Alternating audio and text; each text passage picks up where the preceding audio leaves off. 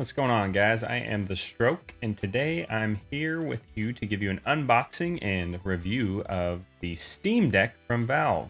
Now, the Steam Deck is Valve's entry into the mobile gaming market, and I gotta say, it kind of changes the game. So it comes in this nice little case here. As you open it up, you'll see it comes in plastic. You get it out of that plastic, and then you hear that nice zipper, just real crisp as you open this thing up. The case is pretty solid.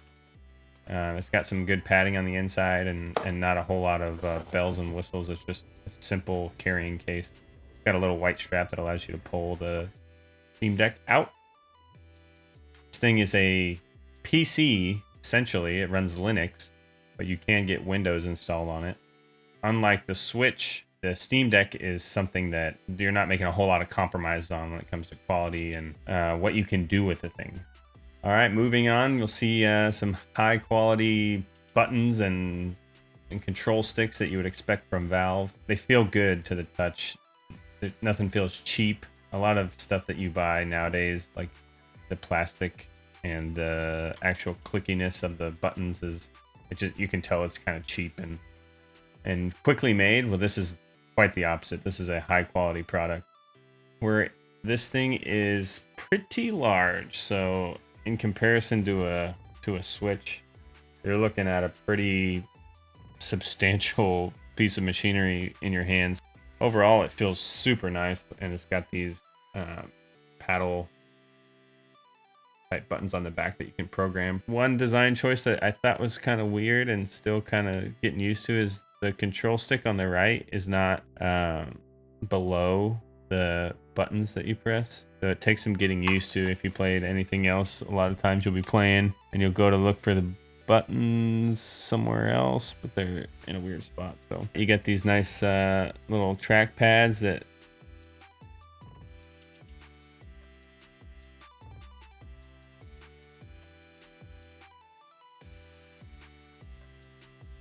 it feels like you're scrolling, like if you're on a web page or scrolling through your library. It has a little clickiness that feels a lot like a mouse wheel. The two buttons that I don't really like are the Steam button and the extra menu button. They're kind of flush with the case itself, and it can't really tell sometimes when you press them. But other than that, there's your standard menu and what I would call the start button, kind of hidden up there with your other buttons. I have a few times hit those buttons on accident while playing frantically in God of War or something. Up on the top, you've got not a whole lot going on. You got a power button. You got your charging port, so that's USB-C, Thunderbolt enabled, and then your headphone jack, 3.5 millimeter, and then your up and down volume there. On the bottom, you've got a slot for an SD card. Keep in mind, there's no cover for this. It's just an open slot, so watch out for things like sand and dirt. This vent on top blows out some extremely hot air, and when I say extremely hot, I mean watch out. It's very, very hot. There's two speakers on the front. The sound is okay. If you've got smaller hands, I would say this. I have generally small hands, and this controller feels just right. If you have small hands, shouldn't be a problem. If you have bigger hands, you got plenty of room to work with, so I think you'll be fine there. All right, so I've had this thing for about a week. I did get a chance to take it on an airplane cross country to San Diego. I did get to play it while traveling, and then I also got to play it while on a 17-hour car ride, both there and back, to Disney World. So I've spent a decent amount of time with this thing. The thing that I like is you can be playing a game, right? I'm playing God of War here. I can turn it off. It'll take a second to turn off, and then, wait a few seconds, few days, who knows how long, right? Turn it back on, and it's ready to go. Sometimes, depending on how long you've been away from it, kind of freeze and stutter while it's loading things back up, but this is just fired right back into it. So, loading up a game, launching it, saving it, cloud saving, all that works pretty seamlessly, so I haven't had any issues so far. All right, so let's talk battery life on this thing.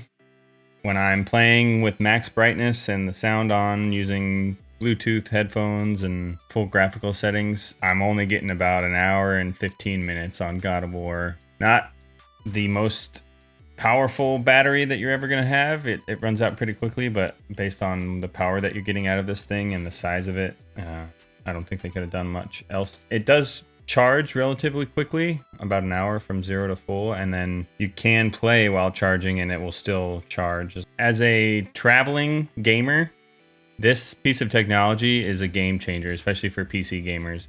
Being able to load up my Steam games from my library up onto this thing, save them to it, and then play them while I'm, in a car. What I would say is if you're the type of gamer who is on the move a lot, this thing is what you're looking for, but you will have issues with power.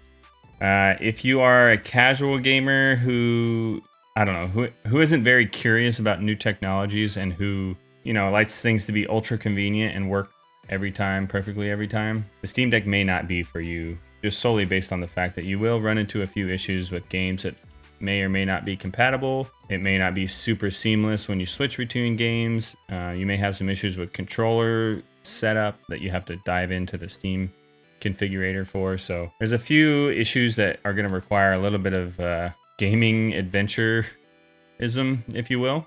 But if you're that kind of person, which I am, and you like new technology, this thing is just a wonderful piece of technology. It is not cheap.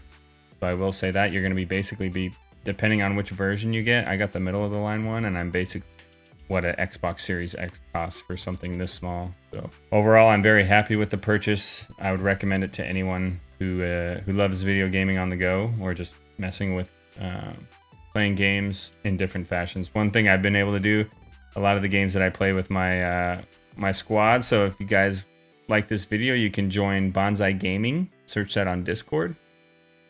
We'd be happy to have you and play whatever games you like. But one cool thing I've been doing is when, we're in a queue for a game on Heroes of the Storm or Fortnite or whatever, I just fire this thing up and now I'm multitasking, gaming, playing God of War while we're waiting for the queue to pop and while I'm talking to my homies. So that's definitely a cool feature. You can maximize your gaming performance, your actions per minute on multiple devices. If you are interested in more content like this, I'm relatively new to YouTube, so if you wouldn't mind dropping a like and subscribe for the video, and I'll start pumping out more content like this. You can also find me and my co-host Swiftmita on One More Game podcast. You can join us live every Sunday as we record our weekly episode on video game industry, video game news, reviews, and a major topic of the week where we talk about things like mental health and gaming, or parenting and gaming, how gaming kind of works into our everyday life. That's kind of what we get after. So you can find us on Apple, Spotify, or wherever else you find your podcast. You also find it in the link in the description down below. With that, I'll leave you with one final thought. Just because you have to grow up doesn't mean you have to stop gaming, especially with the Steam Deck. Game on, gamers, and I'll see you next time in the next video.